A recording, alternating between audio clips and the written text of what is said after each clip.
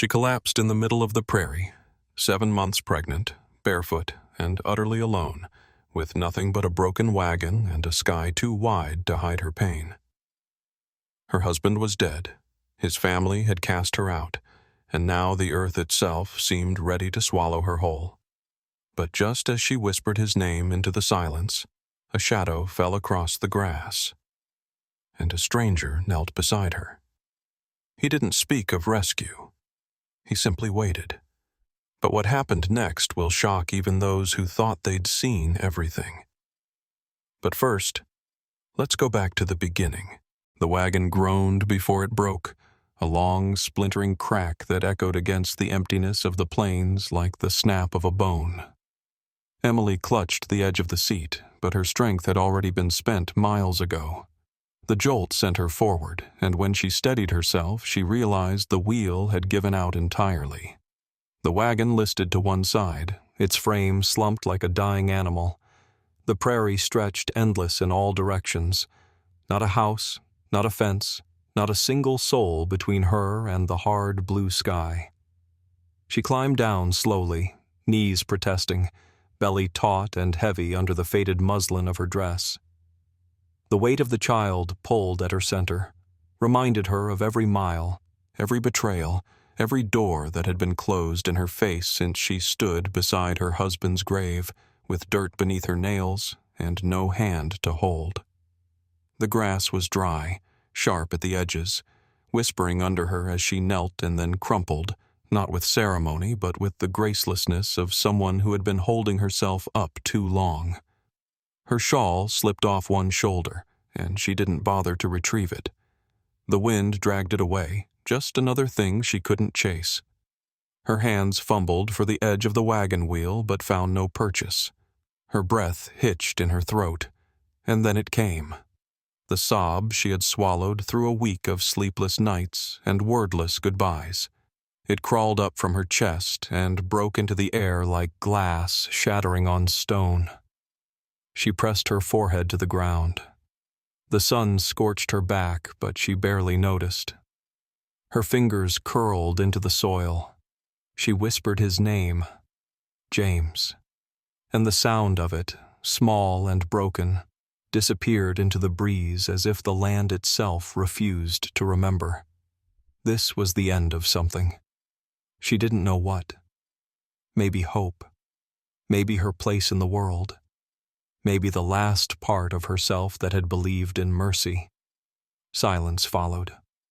Not peace, not stillness.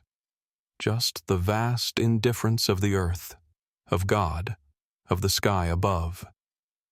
And then, breaking it, a low, rhythmic thunder. Hooves. Distant but approaching. Steady, like a heartbeat not her own. Emily didn't lift her head.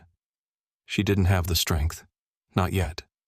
But the sound kept coming, and somewhere deep beneath her grief, something shifted. Not quite hope, but the memory of it. The footsteps weren't rushed. They were steady, measured.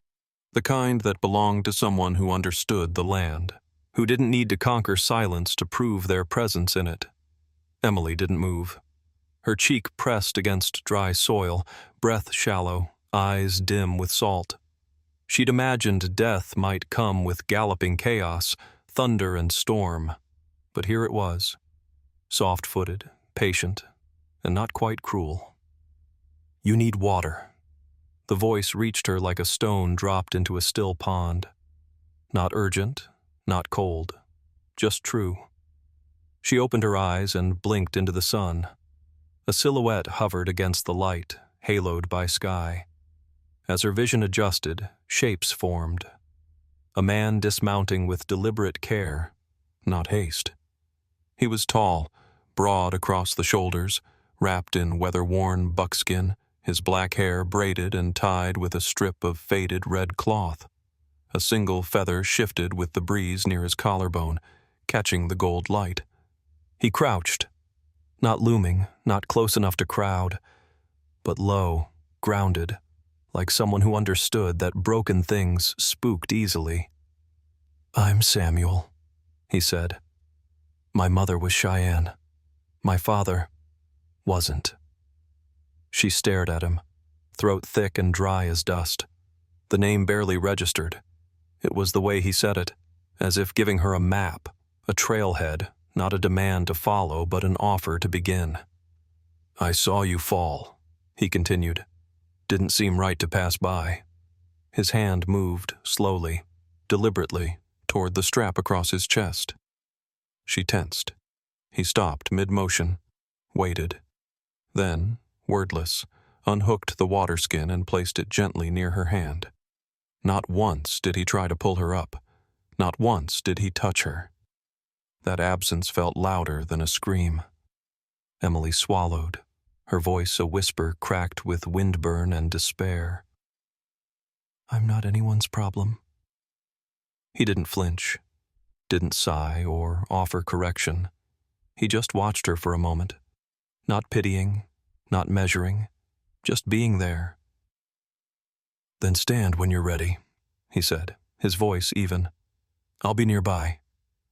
He rose, brushing dust from his knee, and walked a dozen paces away, sat beneath the slight shade of a lone mesquite.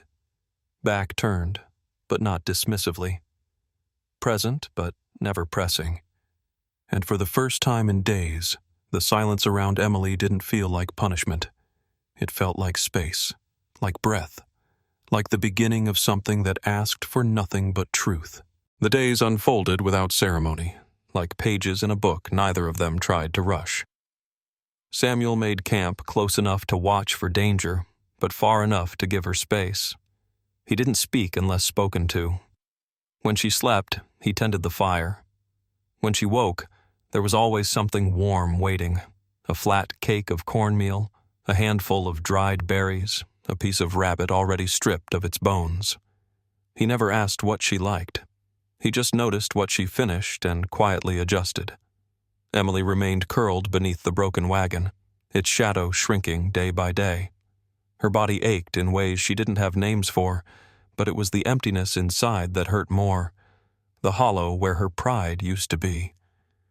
And yet, with every sunrise, a small part of her stirred, remembering how to be human. The first word she spoke was, "Thank you." It scraped her throat like gravel, but Samuel didn't blink. He only nodded, the corner of his mouth lifting. Not a smile, just acknowledgement. Like she'd given him something important and he didn't want to damage it by looking too closely. In the late afternoons, he taught her simple things. How to tie snares with twine and patience, which roots to boil for swelling, how to move through tall grass without letting it speak. His voice was soft, never instructive. She listened, surprised at how easily her hands remembered usefulness. One night, as she sewed a ripped seam on his buckskin sleeve, her fingers shook so badly she pricked herself twice. He didn't take the needle from her.